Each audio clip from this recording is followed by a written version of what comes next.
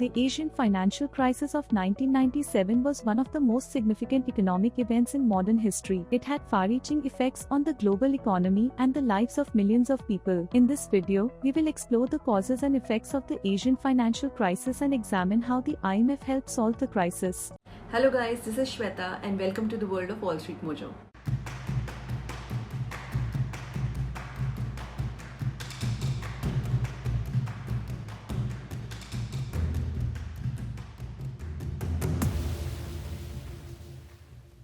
The Asian financial crisis of 1997, a series of currency devaluations triggered the Asian financial crisis in Thailand in July 1997. This was partly due to the country's unsustainable borrowing practices, which had left it vulnerable to market fluctuations. When the Thai government decided to unpeg its currency from the US dollar, it could not maintain its exchange rates, resulting in a significant drop in value. This caused a chain reaction, with other countries in the region experiencing similar currency devaluations and stock market declines. The impact was particularly severe in Thailand, South Korea, Indonesia, Malaysia, the Philippines, and Singapore. These countries saw their currencies depreciate by around 38%, with Indonesia experiencing the most significant loss, with the rupiah losing 80% of its value. The crisis had a profound effect on these economies, as well as on financial systems around the world. The loss of over $100 billion in capital inflows within a year significantly impacted the global economy, leading to sluggish stock markets and currency depreciations in Europe, the US, and Russia. Causes and effects. The causes of the Asian financial crisis can be traced to a combination of factors, as mentioned earlier, including a rapid influx of foreign capital, weak economic regulation, and government policies that encouraged excessive borrowing and investment. This led to unsustainable debt levels and overinvestment in the region, creating a bubble that eventually burst. The effects of the crisis were severe, with significant job losses, a decline in living standards, and social unrest in many of the affected countries. The impact of the crisis was not limited to Southeast Asia, however, and had a ripple effect on the global economy. The crisis triggered a recession in many countries, including Japan, which was struggling with its economic problems at the time. The crisis also led to a significant drop in the value of overseas stocks and a decline in capital inflows for many countries. The effects of the crisis were felt for several years, and recovery was slow and painful for many affected countries.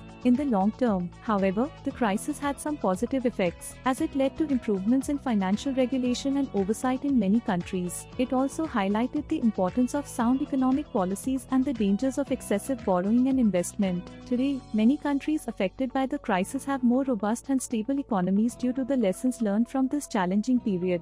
How did the IMF help solve the Asian financial crisis? During the Asian financial crisis, the IMF played a crucial role in helping to stabilize the economies of the affected countries. The IMF provided emergency loans to countries struggling with the crisis, which helped restore confidence in their economies and stabilize their currencies. The IMF provided over $40 billion in loans to countries in the region, including Thailand, South Korea, and Indonesia. In addition to providing financial assistance, the IMF worked closely with governments in the affected countries to implement reforms that would help address the crisis's root causes. That involves strengthening financial regulation and supervision, reducing government deficits, and promoting greater transparency and accountability in economic policy making. The IMF also worked with governments to restructure their financial systems and banking sectors to make them more resilient to future shocks. The IMF's involvement in the crisis was not without controversy. However, some critics argued that the conditions attached to the IMF loans were too stringent and placed too much emphasis on austerity measures, which led to further economic hardships for ordinary people.